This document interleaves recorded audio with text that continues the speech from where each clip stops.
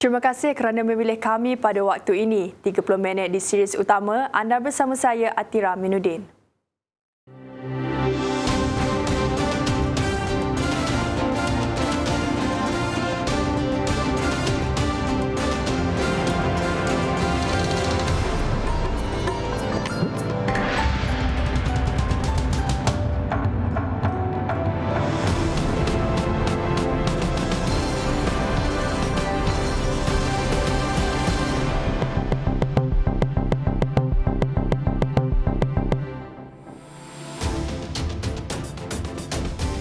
Dekatan jalan raya kawalan rentas negeri diperketat. Trafik sesak di semua jalan utama.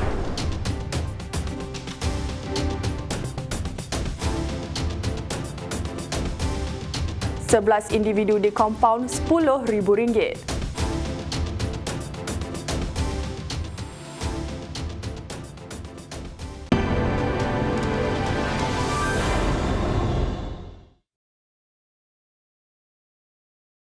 Trafik di beberapa lebuh raya keluar masuk utama ibu negara mengalami kesesakan berterusan sejak pagi tadi. Ia berlaku berikutan sekatan jalan raya SJR, Perintah Kawalan Pergerakan Merentas Negeri diperketat. Kesesakan dilapor masih berlaku di Plaza Tol Sungai Besi, Lebuh Raya Utara Selatan ke pusat bandar. Plaza Tol Putrajaya dan Shah Alam, Lebuh Raya Utara Selatan Hubungan Tengah Elite, selain di Lebuh Raya Lembah Kelang Baru NKVE. Turut sesak di Plaza Tol Gombak dan Bentong di Lebuh Raya Kuala Lumpur Karak.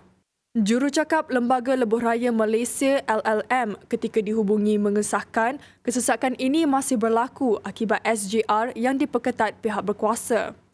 Pihaknya tidak menerima laporan mengenai pertambahan jumlah kenderaan dengan kadar nisbah pergerakan kenderaan sebelum ini, sebuah kenderaan bagi setiap 10 saat. Namun, hari ini sebuah kenderaan bagi setiap 30 saat berikutan sekatan yang dijalankan. Terdahulu, tular di media sosial mengenai kesesakan di beberapa lokasi di pintu masuk Lembah Kelang hari ini. Tragedi hitam yang memusnahkan 67 buah rumah di Kampung Lok Urai, Pulau Gaya dekat Sabah semalam, laporan awal pihak berkuasa mendapati berkemungkinan tumpahan minyak menjadi punca. Menurut pengarah JBPM Sabah, Kamaruzaman Malik Abdullah, sebelum kejadian, kawasan perkampungan atas air mengalami gangguan bekalan elektrik sehingga memaksa mereka menggunakan generator. Ada kemungkinan kerana terdapat beberapa tumpahan minyak nahas ini berlaku. Bagaimanapun, bahagian forensik Jabatan Bomba dan Penyelamat Malaysia JBPM Sabah masih menjalankan siasatan berhubung punca nahas. Pun begitu, tiada sebarang kematian dan kecederaan dilaporkan. Akibat tidak mengimbas kod MySejahtera, RM10,000 melayang. Itu yang berlaku kepada 11 individu di Pasar Awam Batu Lancang, Georgetown selepas di kompaun penguat kuasa. Tindakan kompaun itu dikeluarkan polis ketika melakukan pemantauan bersama penguat kuasa Majlis Bandaraya Pulau Pinang MBPP di Pasar Awam berkenaan pada jam 2 petang tadi. Ketua Polis Daerah Timur Laut, Assistant Commissioner Sofian Santong berkata, bukan sahaja pengunjung, malah penjual di Pasar Awam itu juga dilihat tidak mematuhi prosedur operasi standard SOP berkenaan. Menurutnya, laluan di pintu masuk dan kawasan memunggah muatan barangan juga tidak disediakan kemudahan pengimbas. Pengunjung dilihat bebas keluar masuk menerusi pintu kiri, kanan dan belakang pasar tanpa melakukan imbasan kod MySejahtera. Sehubungan itu, mereka dikenakan kompaun berhubung kesalahan berkenaan dan pihaknya akan terus memantau pasar awam lain setiap masa.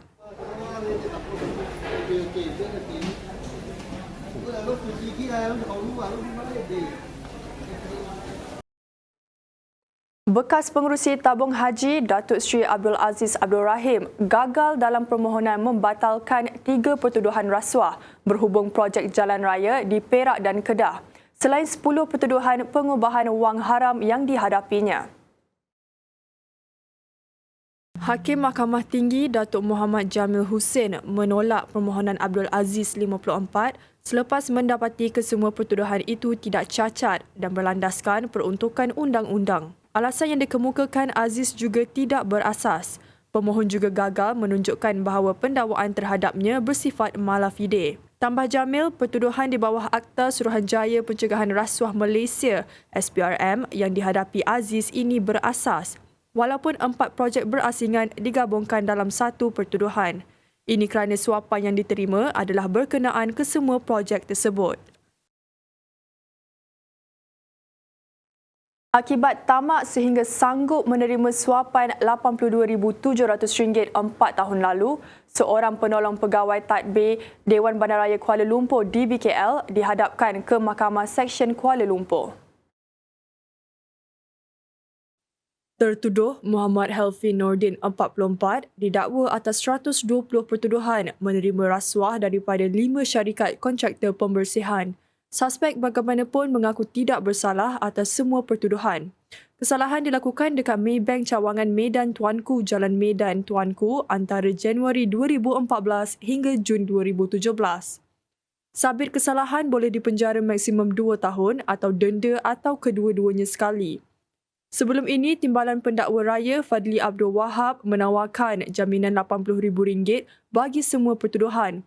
Namun, Muhammad Helfin yang tidak diwakili peguam memohon jaminan dikurangkan kerana perlu tanggung isteri dan keluarga serta ayah kepada 4 anak. Mahkamah membenarkan tertuduh diikat jamin RM47,000 dengan seorang penjamin bagi semua pertuduhan berserta syarat tambahan pasportnya diserahkan kepada mahkamah. Tertuduh juga perlu melapor diri di Pejabat Suruhanjaya Pencegahan Rasuah Malaysia SPRM setiap bulan. 12 April depan sebutan semula kes. Kes khianat dan cederakan seorang anggota polis Selasa lalu, sepasang kekasih didakwa di Mahkamah Magistrate Bandar Baru Bangi. Pun begitu, suspek perempuan mengaku tidak bersalah. Kedua-dua suspek didakwa atas 2 pertuduhan, iaitu menyebabkan kecederaan dan khianat. Tertuduh Muhammad Ashraf Zulkifli 19 tahun mengaku bersalah atas 2 pertuduhan itu. Bagaimanapun, Umizatul Ashikin Nasrun 20 tahun mengaku tidak bersalah atas kesalahan bersubahat. Mengikut pertuduhan pertama, Muhammad Ashraf didakwa menyebabkan kecederaan terhadap penjawat awam Muhammad Amirul Yahya. Manakala bagi pertuduhan kedua, tertuduh didakwa sengaja merosakkan motosikal milik Muhammad Amirul sehingga menyebabkan kerugian RM1,060 dekat Seksyen 9 sekitar jam 10 malam semalam. Hakim menetapkan ikat jamin RM2,500 bagi setiap pertuduhan. 12 April depan sebutan semula kes. Terdahulu, tular rakaman video anggota polis diheret pemandu sehingga terpaksa berpaut di bahagian depan kereta kerana pasangan suspek berdua-duaan di dalam kereta di tempat gelap. Susulan nahas menyebabkan kematian anggota Angkatan Pertahanan Awam APM yang dikaitkan dengan perlumbaan kereta, PDRM buka kertas siasatan. Menurut Ketua Polis Daerah Kuala Langat, Superintendent Azizan Tukiman, siasatan menjurus kepada unsur berlumba yang meragut nyawa Nur Hazrina Nazrin di kilometer 36 Jalan Klang Banting, Port Dickson sekitar jam 12.30 tengah malam kemarin. Buat masa ini, polis keluarkan saman atas kesalahan yang ada seperti tiada lesen memandu dan memandu secara berbahaya. Suspek dibebaskan dengan jaminan polis dan keterangan mereka sudah diambil. Semalam, Nur Hazrina yang sedang menunggang motosikal dari arah Banting menghala ke Morib dilapor maut serta-merta selepas dipercayai dilanggar oleh sebuah Proton Wira yang datang dari belakang arah sama. Serius utama berehat seketika menyusul selepas ini. Gara-gara berlaku pembekuan darah di kalangan rakyat, beberapa negara tangguh penggunaan vaksin AstraZeneca.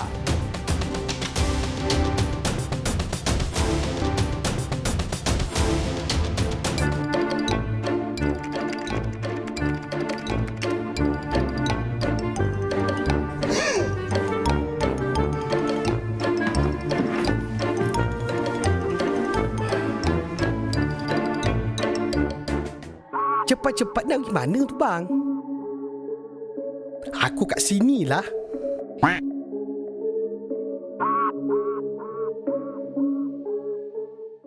Aku tahulah kau comel, tapi kesihatan tu kena jaga. Kau Kau tahu sekarang ni kan, kes dah banyak. Habis tu kenapa kau tinggalkan aku kat sini? Pandai pun.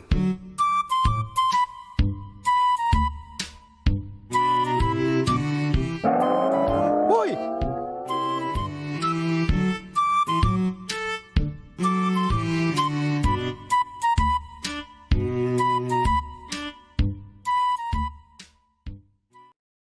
Bertemu kembali. Misteri kehilangan seorang lelaki penghantar 3 unit iPhone 12 bernilai lebih RM17,000 akhirnya terbongkar. Mangsa Muhammad Amirul Syafiq 25 ditemui selepas dikurung selama 5 hari di sebuah rumah dekat Air Keroh, Melaka. Mangsa dijumpai dalam serbuan dilakukan anggota polis di sebuah rumah. Menurut mangsa Muhammad Amirul, dia tidak menyangka lelaki yang mendakwa ingin membeli telefon bimbit dijualnya itu mengurung dirinya dan memaksa dia menuruti segala kehendak lelaki berkenaan. Selain disembur ubat nyamuk, mangsa turut dipaksa menelan 10 biji ubat menyebabkan keadaan dirinya menjadi separuh sedar sebelum dikurung di sebuah rumah berkenaan. Ketua Polis Daerah Ceras, Asisten Komisioner Muhammad Mohsin Mohamed mengesahkan mangsa sudah diselamatkan dan akan memberi kenyataan media dalam masa terdekat.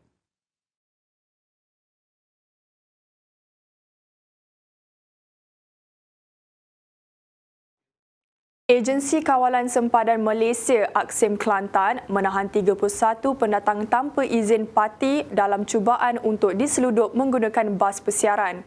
Kejadian berlaku di 2 sekatan jalan raya SJR dekat Tanah Merah dalam Op Benteng.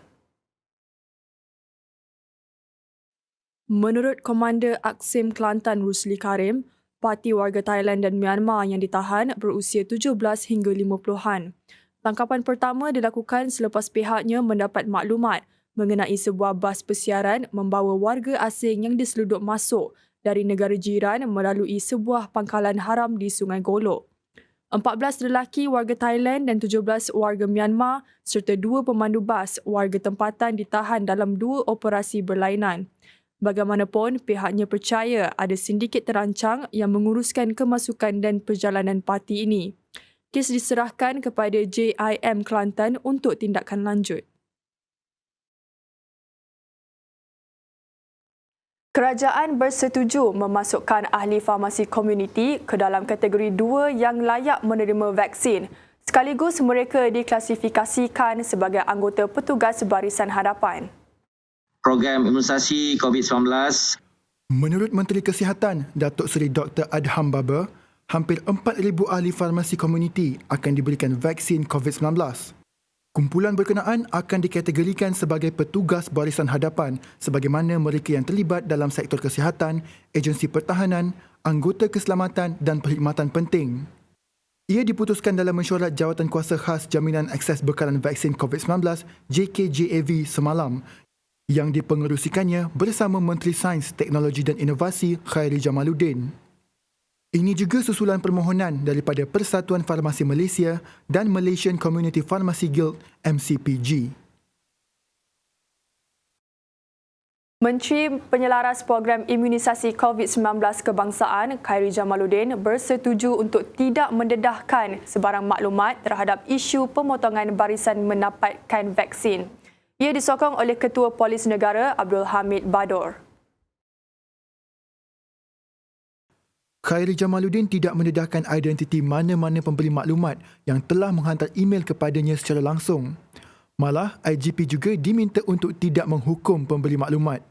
Sebelum ini, pakar nefrologi Hospital Selayang, Dr. Rafidah Abdullah, melalui ciapan di Twitternya memaparkan tangkap layar mesej yang mendakwa bahawa jururawat dan petugas barisan hadapan yang disenaraikan sebagai penerima awal vaksin perlu memberi laluan kepada 200 kaki tangan dari pejabat setiausaha Kerajaan Negeri Kelantan. Esko Kesihatan Kelantan Dr. Izani Hussein menafikan dakwaan itu dan Jabatan Kesihatan Negeri Kelantan telah menyusun semula senarai individu yang akan menjadi penerima awal vaksin COVID-19 pada 2 Mac lalu.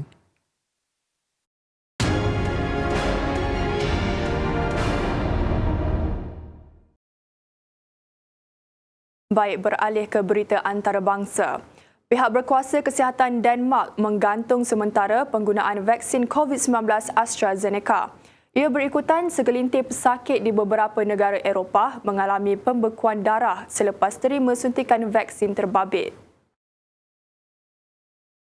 Laporan kes pembekuan darah yang serius berlaku apabila Austria memaklumkan seorang jururawat berusia 49 tahun meninggal dunia selepas beberapa hari menerima suntikan.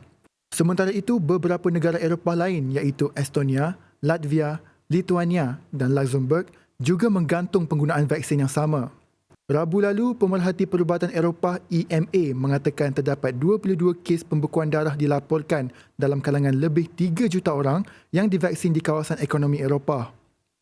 Walau bagaimanapun, pengarah pihak berkuasa kesihatan Denmark, Søren Brostrøm berkata, penggunaan vaksin ini tidak diberhentikan sepenuhnya dan hanya diberhentikan sementara bagi memberi ruang EMA memulakan siasatan.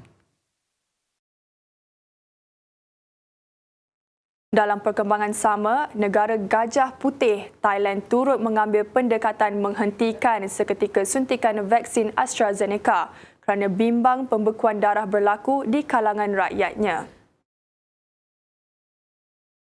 Menurut Penasihat Jawatankuasa COVID-19 Thailand, Pia Sakul Satayadon, meskipun kualiti AstraZeneca adalah baik, tetapi setelah beberapa negara Eropah melaporkan tentang kes pembekuan darah, pihaknya bersepakat membuat keputusan yang sama. Agensi Perubatan Eropah EMA mengatakan maklumat yang diperoleh sebelum ini menunjukkan risiko terjadinya pembekuan darah tidak tinggi di kalangan penduduk. Pun begitu, masih terdapat negara-negara Eropah lain yang dilihat akan terus menggunakan vaksin AstraZeneca ini. Teruskan bersama kami dalam series utama Menarik dalam Sukan selepas ini. Gagal miliki kelab Valencia, TMJ belum berputih mata.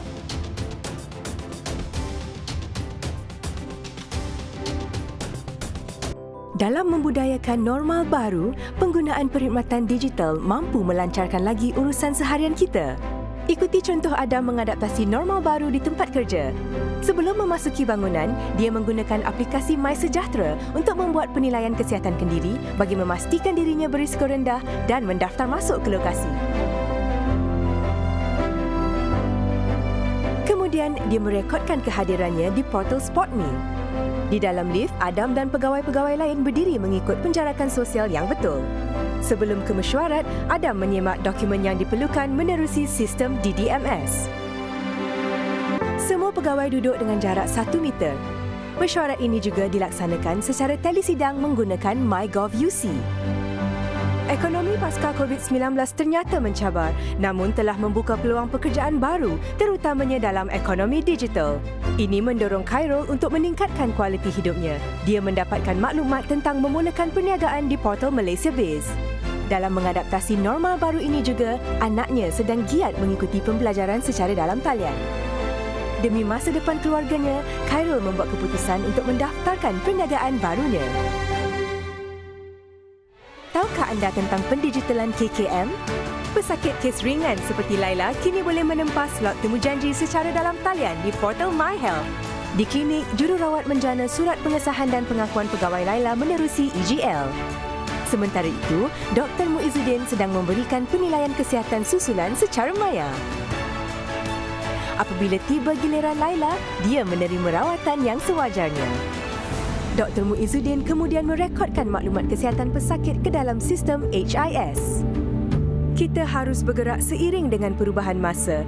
Pendigitalan ialah normal baru. Kita guna, kita sokong, kita mampu. Assalamualaikum dan salam sejahtera. Anda bersama saya Wan Hafiz. Kita bersiaran langsung daripada Tamarin Square. Saya berjaya kita bawakan kepada anda ramalan cuaca di series utama. Okey, baik. Tuan-tuan dan puan sekalian, untuk makluman anda, kini kita masih lagi berada pada fasa akhir monsun timur laut. Tapi menjelang ke esok 14 Mac 2021, Met Malaysia telah mengeluarkan kenyataan yang mana kita akan bermula dengan peralihan monsun, dan secara lazimnya pada fasa peralihan monsun ini angin bertiup dengan agak lemah daripada pelbagai hala dan ianya boleh menyebabkan pembentukan awan aktif seperti hujan dan ribut petir boleh berlaku terutamanya di bahagian pantai barat semenanjung Malaysia. daripada Kedah sehingga ke negeri Johor, dan hujan serta petir yang berlaku dalam tempoh yang singkat. Dan dalam tempoh ini kita harapkan pada orang ramai supaya lebih berhati-hati dan bersabar. Dan kepada abang-abang yang mana menaiki motosikal untuk pulang ke rumah, pastikan sedia baju hujan. Okey, baik. Seterusnya kita balik ke paparan keadaan cuaca semasa pada ketika ini. Seperti diramalkan, hujan berserta petir kini sedang berlaku di hampir ke semua negeri melibatkan pantai barat semenanjung Malaysia. Begitu juga di negeri Sabah yang melibatkan bahagian Sandakan dan juga Kudat. Berdasarkan paparan carta angin pada ketika ini, negara kita masih lagi menerima pengaruh angin daripada arah timur laut dengan kelajuan yang agak sederhana, sekitar 20 hingga ke 30 km sejam. Dan dengan keadaan angin yang kurang signifikan ini, Malaysia tidak mengeluarkan sebarang amaran angin kencang serta laut bergelora di mana kawasan perairan di rantau negara kita. Baik, seterusnya kita beralih ke paparan ramalan cuaca. Jika diperhatikan pada ketika ini, kebanyakan negeri di bahagian pantai barat seperti apa yang saya katakan tadi masih lagi mengalami hujan serta petir daripada Kedah sehingga ke negeri Johor. Dan suhu maksima juga pada hari ini mencatat sekadar 31 hingga ke 33 darjah Celsius saja di negeri Sabah sehingga ke Labuan, begitu sehingga ke negeri Sarawak buat masa kini dalam keadaan yang agak mendung, kecuali hujan di satu tempat kini sedang berlaku di bahagian Kapit dan juga di bahagian Seri Aman. Baik, seterusnya kita lihat kepada ramalan cuaca bagi 7 hari yang mana kebanyakan tempat di seluruh Malaysia pada ketika ini kita jangkakan suhu maksima sekadar 33 hingga ke 34 masih lagi di paras normal, dan suhu minimum sekadar 24 darjah Celsius kebiasaannya pada pukul 4 ataupun pukul 5 pagi nanti. Baiklah, sebelum pisah kita akan lihat ramalan cuaca bagi 3 hari bagi bandar-bandar utama di seluruh Malaysia. Sekian daripada Sirius Utama, saya Wan Hafiz. Assalamualaikum dan salam sejahtera.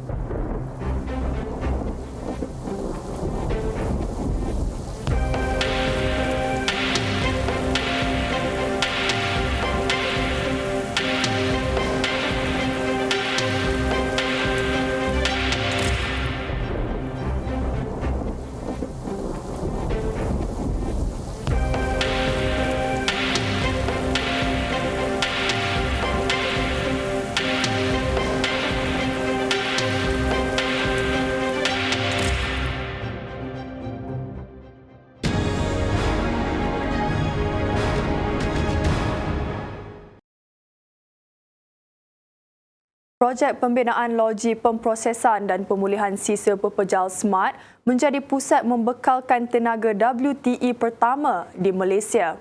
Pembinaannya di Saipark Resources Berhad di ladang Tanah Merah di Port Dickson kini sudah 90% siap. Menurut Exco Kesejahteraan Bandar, Perumahan, Kerajaan Tempatan dan Kampung Baru Negeri Sembilan, Teo Kok Siong, projek itu masih dalam proses akhir untuk disiapkan, namun berlaku sedikit kelewatan disebabkan pandemik COVID-19.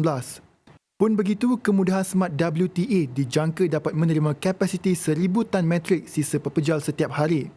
Ia juga berupaya menghasilkan 20 megawatt hingga 25 megawatt tenaga hijau yang cukup untuk menjana kuasa kepada 25,000 isi rumah di sekitar loji itu. Ia mula dibina pada 2016 atas tanah seluas 70 hektar dan melibatkan kos sebanyak 300 juta ringgit. Susulan itu, sebanyak 55 buah lori pukal di negeri ini dipasang dengan kemudahan siar raya bertujuan memberi hebahan kepada orang awam sekitar kawasan tersebut.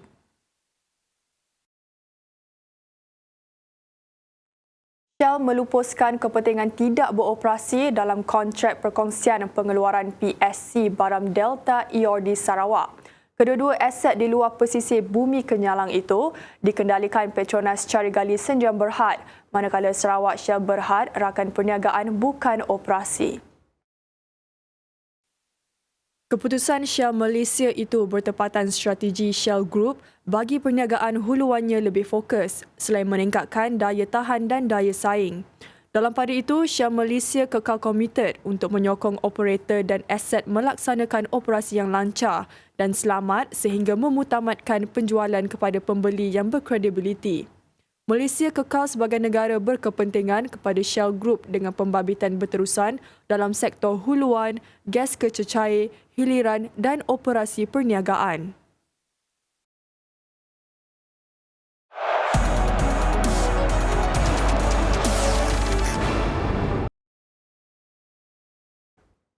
Tunku Mahkota Johor TMJ, Tunku Ismail Ibrahim masih belum berputus asa untuk memiliki kelab Valencia.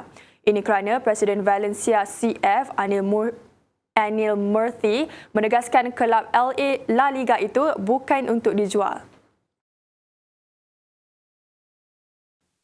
Segala pelan dan strategi pemulihan telah dirangka Tunku Ismail jika berjaya mendapatkan kelab itu. Misi dan visi utama adalah untuk menarik semula kepercayaan penyokong selain memastikan Valencia kembali bersaing merebut kejuaraan dan trofi.